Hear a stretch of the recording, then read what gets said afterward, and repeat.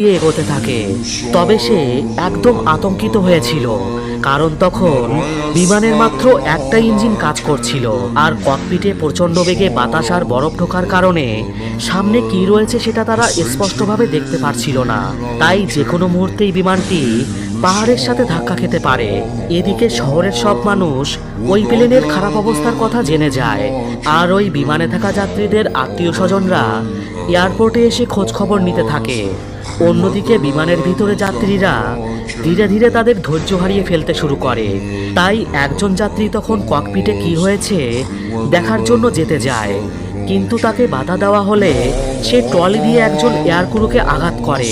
তখন বিমান তার সামনে এসে দাঁড়ায় আর বলে যা কিছুই হয়ে যাক, এখন তাদের পাইলটের ওপর পুরোপুরি ভরসা রেখে নিজেদেরকে শান্ত রাখতে হবে।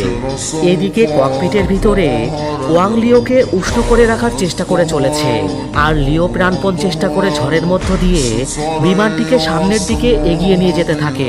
অন্যদিকে লিওর ওয়াইফ তাদের মেয়ের জন্মদিনের জন্য খাবার তৈরি করছিল।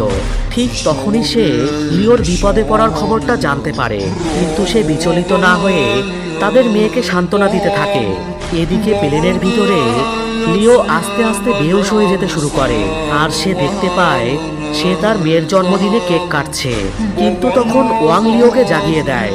এরপর লিও ওই কালো মেঘের মধ্য দিয়ে সঠিক রাস্তা খুঁজে বের করে বিমানটি চালিয়ে নিয়ে যেতে থাকে। অন্যদিকে কন্ট্রোল রুমে সবাই রাডারে দেখতে পায় প্লেনটি পাহাড়ের ফাঁক ফোকর দিয়ে আর কালো মেঘের ঝড়ের মধ্য দিয়ে সামনে এগোচ্ছে। এদিকে তখন বিমানের ভিতরের পরিস্থিতি আরো বেশি খারাপ হয়ে যায়। প্রচণ্ড ঝাঁকুনিতে ওপরে থাকা লাগেজগুলো যাত্রীদের গায়ে পড়তে শুরু করে। এদিকে নিচে সবাই ভগবানের কাছে প্রার্থনা করছিল, কিন্তু হঠাৎই বিমানটি রাডার থেকে অদৃশ্য হয়ে যায়। কন্ট্রোল রুমের সবাই মনে করে বিমানটি হয়তো ক্র্যাশ করেছে, কিন্তু তাদের ধারণাটা ভুল ছিল, কারণ তখনও বিমানটি চলছিল আর বিমানের সব যাত্রীরাও বেঁচে ছিল। এবার লিও প্লেনের লেভার টেনে দেয় এবং প্লেনটিকে অনেক উঁচুতে নিয়ে যেতে শুরু করে। তবে এতে করে বিমানের ভিতরের কম্পন আরো বেড়ে যায় এবং পরিস্থিতি ক্রমশ আরো খারাপ হতে থাকে।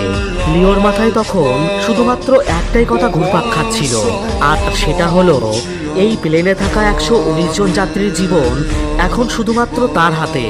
এরপর অনেক চেষ্টার পর অবশেষে প্লেনটি ওই মেঘের ভিতর থেকে বেরিয়ে আসে, আর সেই সাথে পরিস্থিতিও স্বাভাবিক হয়ে যায়। মৃত্যুকে এতটা সামনে থেকে দেখে বিমানের সব যাত্রীরা পুরো শকড হয়ে যায়। অনেকে তাদের শেষ ভিডিও বানায়, কারণ তারা নিশ্চিত ছিল তারা আর বেঁচে ফিরতে পারবে না। এমন সময় প্লেনটি আরও অনেকটা নিচুতে চলে আসে, আর এখানে পর্যাপ্ত পরিমাণে অক্সিজেন ছিল।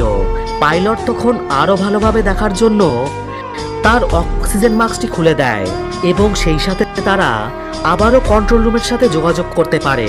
কন্ট্রোল রুম থেকে তাদেরকে বলা হয় দ্রুত এমার্জেন্সি ল্যান্ডিং করার জন্য। এদিকে বিমানের ভিতরে সবাই ক্র্যাশ ল্যান্ডিংয়ের জন্য প্রস্তুতি নিতে শুরু করে।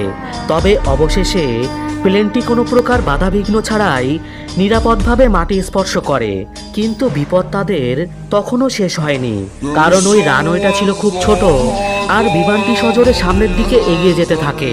কিন্তু একদম শেষ মুহূর্তে এসে ক্যাপ্টেন লেভারটি সজোরে টেনে দেয়। এর ফলে বিমানটি একদম শেষ প্রান্তে এসে দাঁড়িয়ে যায়। এই ভয়াবহ দৃশ্য দেখে বিমানের সবাই কেঁদে ফেলে। লিও তখন মাইক হাতে নিয়ে সবার উদ্দেশ্যে ক্ষমা চায় আর বলে বিমানের সব যাত্রীরা যেন ধীরে ধীরে প্লেন থেকে নেমে যায়। এদিকে প্লেনে থাকা সবাই লিওকে তাদের জীবন বাঁচানোর জন্য ধন্যবাদ দিতে থাকে। এরপর একে একে সব যাত্রীরা বিমানের বাইরে চলে আসে, আর লিওকে বিমান কর্তৃপক্ষ এতগুলো যাত্রীর জীবন বাঁচানোর জন্য তাকে সাহসী পাইলট উপাধি দেয়। লিও তখন বাড়িতে ফোন করে বলে, আমি